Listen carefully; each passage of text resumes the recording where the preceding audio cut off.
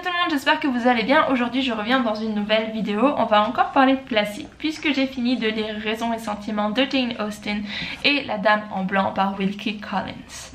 Avant de commencer, n'oubliez pas de me suivre sur les réseaux sociaux, Instagram, Twitter, parce que je parle de mes lectures en cours, donc vous avez une sorte d'avant-première de mes impressions. Donc tout ça est juste ici et on va commencer avec Raison et Sentiments. Raison et Sentiments va se concentrer sur la relation entre Elinor et Marianne qui sont sœurs. En fait il y a une troisième sœur mais on n'en parle pas tellement, donc voilà, c'est un peu dommage. Mais enfin, on va se concentrer sur leur vie qui bascule après la mort de leur père, puisque leur magnifique propriété Norland Park va tomber entre les mains de leur demi-frère qui est un petit peu généreux dans le sens où il voulait donner de l'argent à ses sœurs pour qu'elles continuent à vivre à peu près décemment, mais sa femme Fanny va un peu essayer de le faire changer d'avis parce que à mon avis elle est très radine, donc elle veut garder un max d'argent pour elle et sa famille. Donc elles vont devoir, Marianne, Elinor, Margaret et leur mère, déménager dans un petit cottage. Avant cela, avant de déménager, Elinor a rencontré Monsieur Ferrars, qui est en fait le frère de Fanny, et ils tombent en quelque sorte amoureux, mais après leur déménagement, Elinor n'a malheureusement pas beaucoup de nouvelles de Edward. Ensuite, tout se complique aussi quand Marianne tombe follement amoureuse parce qu'elle laisse ses sentiments s'exprimer comparé à Elinor qui est plus réservée et plus terre à terre. Marianne va follement tomber amoureuse de Willoughby qui est un jeune homme dont on ne sait pas grand chose au début, hormis qu'il est un gentleman qui l'a sauvée lorsqu'elle s'est tordu la cheville et l'a ramenée chez elle en la portant dans ses bras. C'était très romantique ce moment-là, j'ai adoré. Mais il est un petit peu douteux, on sait pas trop ce qu'ils font penser, mais en tout cas c'est un peu l'amour fou entre ces deux-là. Je vous laisse ici pour ce qui est du résumé. Maintenant je vais vous dire pourquoi j'ai beaucoup aimé ce bouquin. C'est parce que pour une fois, alors pour une fois oui, mais en même temps on aime les personnages un peu comme Monsieur Darcy et Elisabeth dans Orgueil et Préjugés, mais pour une fois on va pas trop se concentrer sur les relations amoureuses quand même, mais disons que là on est plus sur la relation entre les deux sœurs et comment elles gèrent leurs amourettes assez compliquées, et justement elles les gèrent différemment parce qu'une est plus dans les sentiments et l'autre est plus réservée, donc elles affrontent un peu le même problème mais différemment, et c'est vraiment chouette de voir comment elles s'aident entre elles et comment elles affrontent tout cela. En plus de ça, ce que j'ai beaucoup aimé dans ce bouquin, c'est qu'il y a des personnages que j'ai aimé détester, comme typiquement Fanny qui va juste en fait déshériter les sœurs de son mari juste en le persuadant de ne rien donner. Donc voilà, je vous le recommande si vous ne l'avez pas encore lu. Orgueil et Préjugés reste pour moi quand même meilleur, mais disons que voilà, c'est un petit peu différent, mais j'ai quand même beaucoup aimé.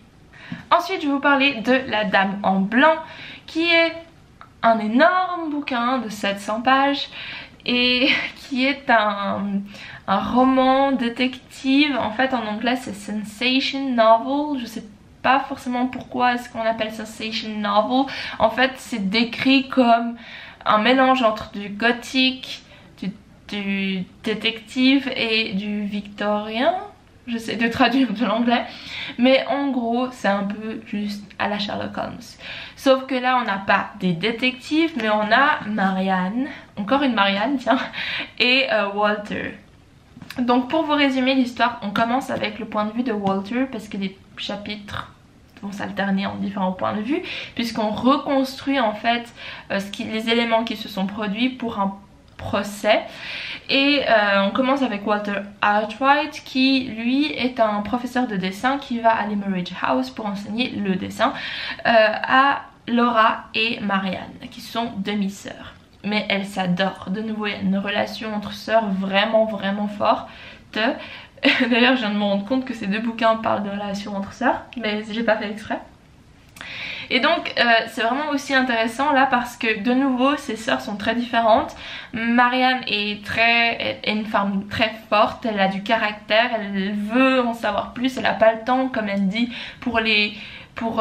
parce que dans ce genre de roman, les femmes sont souvent présentées comme délicates et elles sont toujours en train d'avoir mal à la tête ou alors en train de s'évanouir à droite à gauche. Et en fait Marianne elle est là, non mais moi j'ai pas le temps pour ce genre de choses. Donc elle fonce vraiment, tandis que Laura c'est plus, elle est représentée un peu comme un ange, c'est délicate, blonde, frêle et tout ça. Donc elles sont vraiment l'opposé l'une de l'autre. Mais c'est ce qui rend aussi la chose intéressante et c'est aussi pour ça que j'aime voir qu'elles s'entendent à merveille même si elles n'ont pas les mêmes points de vue. Donc Walter Arkwright va à l'Emerge House pour enseigner le dessin. Il tombe vraiment amoureux de Laura forcément. Et le truc c'est qu'elle est promise à un autre homme qui est Sir Percival Clyde, un chevalier. Mais il n'est pas forcément très net puisque on a 2-3 soupçons sur lui quand avant de faire sa rencontre, Walter rencontre une dame en blanc dans un parc au milieu de la nuit. Et il va apprendre quelques pages plus tard qu'elle s'est échappée d'un asile et qu'elle redoute justement un chevalier qui apparemment l'a mise dans cet asile et la recherche activement maintenant. Donc déjà là on se dit ok, il y a peut-être un lien à faire quelque part. Et je vous laisse ici avec le résumé parce que forcément il y aura une enquête. Donc j'ai beaucoup aimé ce bouquin, le rythme est juste un petit peu lent parfois. C'est vrai que enfin il y a beaucoup de descriptions mais c'est des descriptions bien faites que j'aime lire. Mais comme je vais lire le livre en une semaine forcément ça m'arrangeait pas trop. J'ai pas eu le temps d'apprécier justement cette atmosphère de mystère, de malsaineté. Je sais pas si ça se dit mais c'est très malsain. Donc voilà, mais si vous avez le temps de le lire c'est vraiment un régal. J'ai beaucoup aimé ce côté détective, il y a un petit peu de côté gothique avec cette dame en blanc. Et les personnages sont vraiment superbement bien écrits, surtout Marianne comme je l'ai dit et le Count Fosco. Je vous dirai rien sur lui mais j'ai adoré ces deux personnages, même si c'est pas forcément les protagonistes. Enfin au vu de la relation amoureuse un peu entre Walter et Laura, on pourrait penser que ce sont eux les protagonistes et que c'est Laura qui souffre de tout ça. Mais au final on est beaucoup plus intéressé par Marianne et le Count Fosco parce que ce sont des personnages clés et des personnages différents de tous les clichés qu'on pourrait avoir dans les romans victoriens gothiques. Donc je vous le recommande. C'est vraiment une bonne lecture, j'ai beaucoup aimé la plume de Wilkie Collins. C'est un roman victorien mais très accessible, c'est vraiment simple à lire. Vous allez peut-être me demander en anglais est-ce que c'est lisible. Franchement oui, il n'y a aucun souci. Si vous avez déjà lu 2-3 livres en anglais, peut-être pas le premier livre que vous devriez lire en anglais mais il est abordable. Et voilà, donc je vous le recommande. Donc voilà, c'est tout pour cette vidéo, j'espère qu'elle vous a plu. Donc n'hésitez pas aussi à me suivre sur les réseaux sociaux si ce n'est pas encore fait parce que je me parle toujours de mes lectures en cours dessus, sur Instagram, sur Twitter et tout ça. N'oubliez pas de vous abonner à cette chaîne YouTube si le contenu vous plaît, en fait, si vous aimez parler de livres, de classiques, de films, de séries, même si ça fait un moment que je n'ai pas parlé des films et de séries, mais c'est parce que j'ai pas forcément le temps d'en regarder pour le moment, mais ça viendra. Et forcément, comme j'adore aussi tout ce qui est horreur, j'aimerais bien parler un petit peu de choses d'Halloween et tout, mais je risque plus d'en parler sur Instagram du coup. Et voilà, donc je vous remercie d'avoir regardé cette vidéo et je vous dis à très bientôt, bye.